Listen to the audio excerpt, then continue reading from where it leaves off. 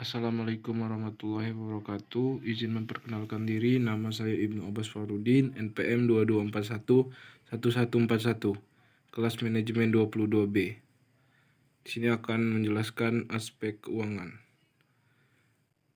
Gambaran umum. Aspek keuangan merupakan hal penting dalam setiap usaha, baik besar maupun kecil. Aspek ini mencakup semua kegiatan yang berhubungan dengan pengelolaan dana, mulai dari perencanaan, penganggaran, pengumpulan, hingga penggunaan dana. Pendapatan dan pengeluaran. Pendapatan merupakan sumber dana yang masuk ke perusahaan. Sumber pendapatan dapat berupa penjualan produk, jasa, atau investasi. Perusahaan perlu mengelola pendapatan dengan baik agar dapat menghasilkan keuntungan yang maksimal. Pengeluaran merupakan dana yang keluar dari perusahaan untuk berbagai keperluan seperti biaya produksi, operasional, dan pemasaran. Pengelolaan pengeluaran yang efektif sangat penting untuk menjaga profitabilitas perusahaan dan mencegah kerugian. Aset dan liabilitas.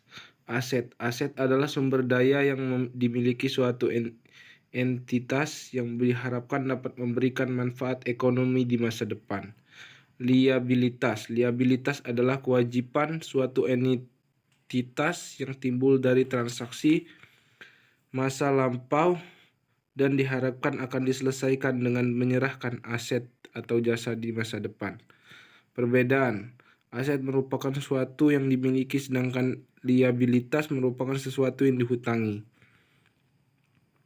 Arus kas. Pengertian arus kas. Arus kas menunjukkan pergerakan uang tunai masuk dan keluar dari suatu bisnis. Ini menunjukkan beberapa banyak uang yang diterima dan dibelanjakan dalam periode tertentu. Jenis arus kas. Terdapat 3 jenis arus kas dari operasi, arus kas dari investasi, dan arus kas dari pendanaan. Pentingnya arus kas. Arus kas sangat penting untuk kelangsungan hidup suatu bisnis, karena memungkinkan bisnis untuk membayar kewajiban membeli aset dan menumbuhkan bisnis. Analisis arus kas. Analisis arus kas membantu bisnis memahami pergerakan uang tunai, mengidentifikasi masalah potensial, dan membuat keputusan finansial yang lebih baik. Analisis keuangan. 1. Rasio keuangan. Rasio keuangan membantu dalam menilai kinerja dan kesehatan finansial suatu perusahaan. Rasio ini membandingkan berbagai pos dalam laporan keuangan untuk memberikan wawasan yang bermakna. 2. Analisis tren. Analisis tren melibatkan pemantauan kinerja keuangan perusahaan dari waktu ke waktu. Tren ini dapat menunjukkan arah positif atau negatif dalam hal profitabilitas, likuiditas, dan solvabilitas. 3. Perbandingan benchmark.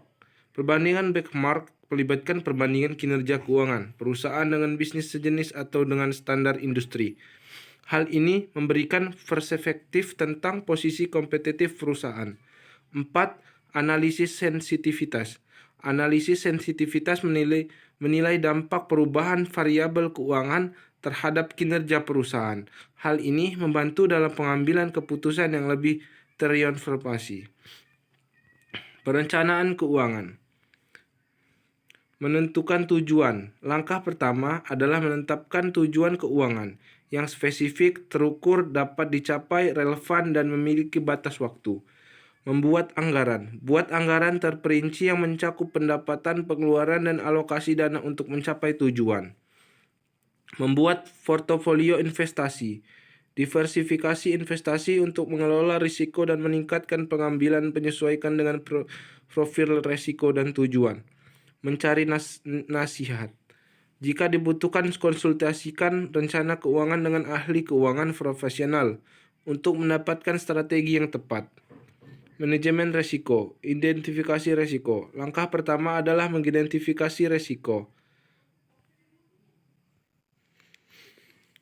yang dapat mempengaruhi keuangan perusahaan. Analisis risiko. Setelah diidentifikasi, risiko perlu dianalisis berdasarkan kemungkinan terjadinya dan dampaknya terhadap perusahaan.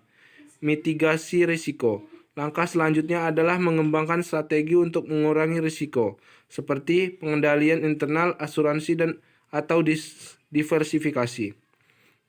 Monitoring risiko.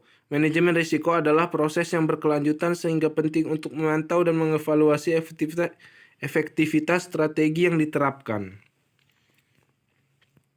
Keputusan investasi. 1. Analisis risiko, memahami dan menilai risiko yang terkait dengan investasi adalah langkah yang penting sebelum membuat keputusan. Tujuan investasi. Jelas tentang tujuan keuangan adalah seperti membeli rumah, pensiun dini, atau pendidikan anak. Horizon waktu. Tentu jangka waktu investasi jangka pendek kurang dari 5 tahun, jangka menengah 5-10 tahun, atau jangka panjang lebih dari 10 tahun. Alokasi aset. Bagilah investasi Anda ke dalam berbagai kelas aset seperti saham, obligasi, real estate, dan emas. Pengendalian keuangan. Monitoring dan evaluasi. Melacak dan memeriksa kinerja keuangan secara berkala untuk memastikan bahwa semuanya berjalan sesuai rencana.